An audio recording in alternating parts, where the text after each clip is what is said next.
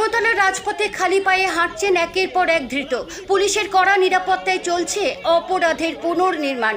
Net আন্দোলনের নামে হওয়া ভাঙচুরের ঘটনায় গ্রেপ্তার বেড়ে দাঁড়ালো 16। কেন খালি পায়ে ঘোরানো হলো ধৃতদের? তদন্তে কি কি তথ্য উঠে আসছে বিস্তারিত জানুন এই প্রতিবেদনে। নেট প্রশ্ন ফাঁসের প্রতিবাদে কলকাতায় সিজেপির ডাকা মিছিলকে ঘিরে যে অশান্তি, ভাঙচুর এবং সাংবাদিকদের উপর হামলার অভিযোগ উঠেছিল, সেই ঘটনার তদন্তে আরো জোরালো পদক্ষেপ করল কলকাতা পুলিশ। সোমবার সকালে আরও দুজনকে গ্রেপ্তার করা হয়েছে। এর ফলে এই মামলায় মোট গ্রেপ্তারের সংখ্যা বেড়ে দাঁড়িয়েছে 16। পুলিশ সূত্রে খবর, নতুন ধৃতদের একজনকে পার্ক সার্কাসের করিয়া এলাকায় এবং অন্যজনকে গার্ডেন রিজ সংলগ্ন এলাকা থেকে আটক করা হয়েছে। তদন্তের স্বার্থে এদিন 5 জন ধৃতকে ধর্মতলার ডরিনা ক্রসিং এলাকায় নিয়ে গিয়ে ঘটনার পুনর্নির্মাণ করা হয়। পুলিশের কড়া নিরাপত্তার মধ্যেই তাদের খালি পায়ে ঘটনাস্থলে নিয়ে যাওয়া হয়। মেট্রো চ্যানেল থেকে ডরিনা ক্রসিং হয়ে টিপু সুলতান মসজিদের সামনে পর্যন্ত তাদের হাঁটিয়ে নিয়ে গিয়ে তদন্তকারীরা সেদিনের ঘটনার প্রতিটি ধাপ খতিয়ে দেখেন। পুলিশ জানতে চেয়েছিল আন্দোলনের দিনের অশান্তির আগে থেকেই পরিকল্পিত ছিল কিনা অথবা কেউ উস্কানি দিয়েছিল কিনা। তবে এই বিষয়ে ধৃতদের কাছ থেকে কোনো স্পষ্ট উত্তর মেলেনি। পাশাপাশি অভিযুক্তরা একে অপরকে আগে থেকে চিনতেন কিনা সেই প্রশ্নেরও সন্তোষজনক জবাব মেলেনি বলে তদন্ত সূত্রে জানা গিয়েছে। এরপর দুপুরে ধৃত মোহাম্মদ আফরোজকে নিয়ে আলাদা করে পুনর্নির্মাণ করা হয়। ভাইরাল হওয়া ভিডিওতে সাংবাদিক নিগ্রহের ঘটনায় তাকে দেখা গিয়েছিল বলে অভিযোগ। যদিও এই বিষয়ে প্রশ্ন করা হলে তিনিও কোনো মন্তব্য করেননি। পুলিশ জানিয়েছে, নতুন করে গ্রেপ্তার হওয়া ওয়াকার আজম এবং জাভেদ আক্তারের বিরুদ্ধে অভিযোগ, শুক্রবারের মিছিল চলাকালীন ভাঙচুর ও অশান্তিতে তাদের সক্রিয় ভূমিকা ছিল। সেই অভিযোগের ভিত্তিতেই তাদের বিরুদ্ধে আইনানুগ ব্যবস্থা নেওয়া হয়েছে। উল্লেখযোগ্য বিষয়, বিধানসভায় মুখ্যমন্ত্রী শুভেন্দু অধিকারী যে কয়েকজনের নাম প্রকাশ্যে উল্লেখ করেছিলেন তাদের মধ্যে মোহাম্মদ আফরোজের নামও ছিল। এদিন তাকেও ঘটনাস্থলে এনে পুনর্নির্মাণ করা হয়।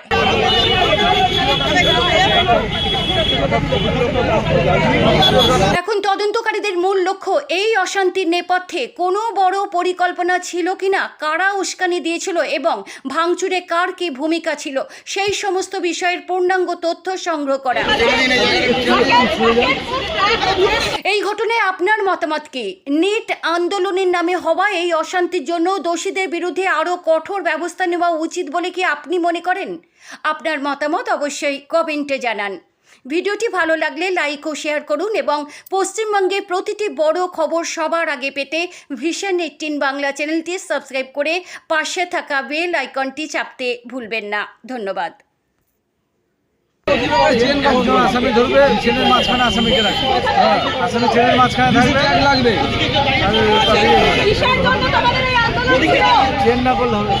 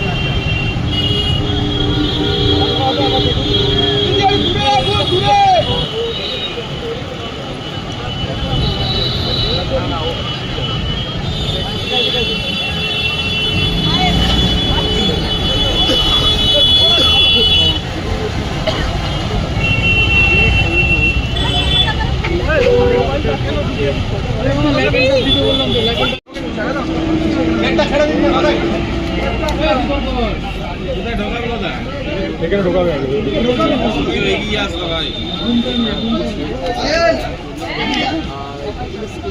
চলো সামনেটা ছেড়ে দিন না প্লিজ, সামনেটা ছেড়ে দিন একটু। কথা বলিস তো বাবু, একটু পেছনে আয় না। দাদা দাদা এই পিটিআই স্যার একটু সামনেটা ছেড়ে দিন স্যার। ওই দিক দিয়ে যান দাদা তাড়াতাড়ি। হ্যাঁ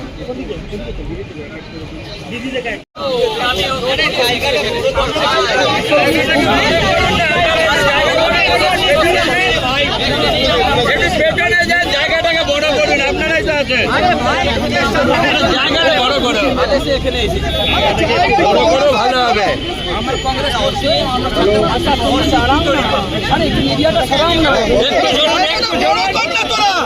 একটু জোরুন, চলে আসুন। হাত ধরে দাঁড়া, একটু ম্যাটারে একটু কাজ করতে দিন। কাজ করতে দেও না, আপনারা কাজ করতে না দিলে কি করে হবে?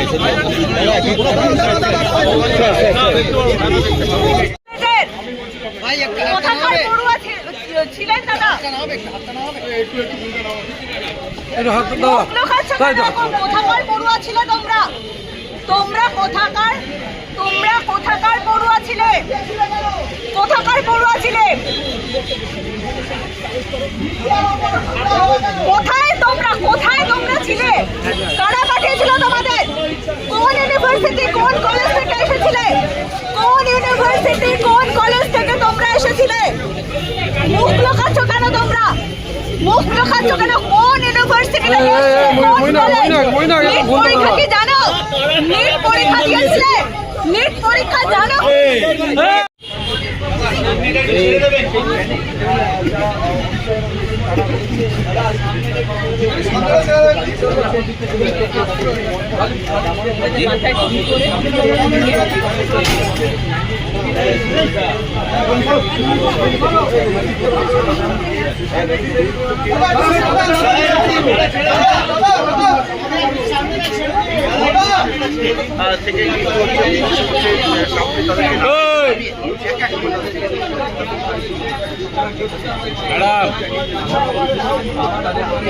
ম্যাডাম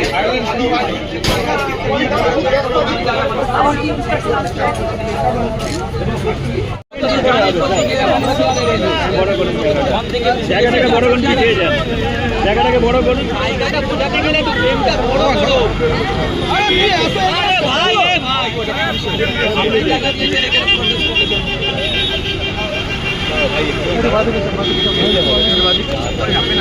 আমি তো ফোন ধরছে বড় পেছে দা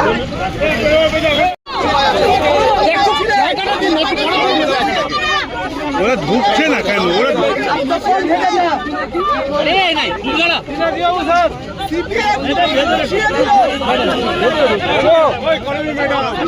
লেডিসের কাছে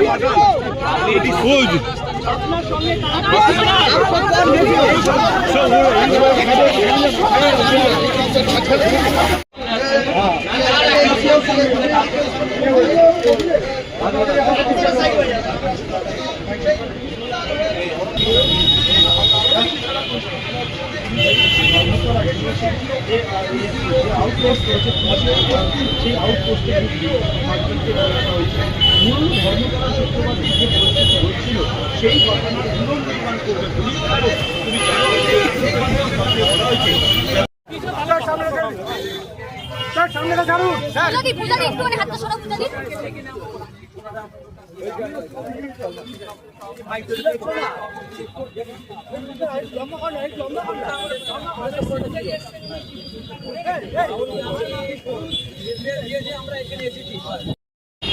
ও বাবা বন্ধ করে দিই।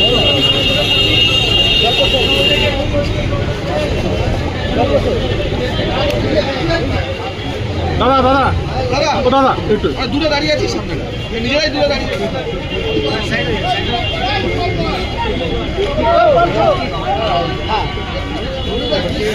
জায়গাটা বড় করো। ওকে ওকে, আরে জায়গাটা বড়, আরে বুকটা সরা না।